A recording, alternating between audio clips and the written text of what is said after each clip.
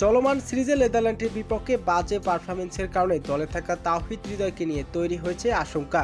Team ম্যানেজমেন্টের রাস্তার প্রতিদান দিতে না পারায় এশিয়া কাপের দলে জায়গা হারালেন তরুণ এই ব্যাটসম্যান তাওহিদ হৃদয়। এমন পরিস্থিতিতে তার পরিবর্তনে জাতীয় দলে ফিরছেন সাব্বির রহমান। লন্ডন থেকে তড়িঘড়ি করে দেশের উদ্দেশ্যে রওনা দিয়েছেন সাব্বির। আর সবকিছু ঠিকঠাক থাকলে 14 অক্টোবর থেকে এমসিএল খেলবেন সাব্বির রহমান, আর সেখান থেকে জাতীয় দলে যোগ দেবেন সাব্বির। এমন পরিস্থিতিতে নতুন করে আলোচনায় উঠে এসেছেন সাব্বির রহমান।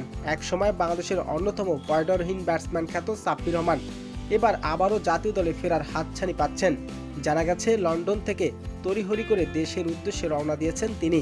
সবকিছু ঠিকঠাক থাকলে আগামী 14 অক্টোবর থেকে শুরু হতে যাওয়া জাতীয় ক্রিকেট লিগ ন্যাশনাল এনসিএলে রাজশাহী বিভাগের হয়ে খেলবেন সাব্বির।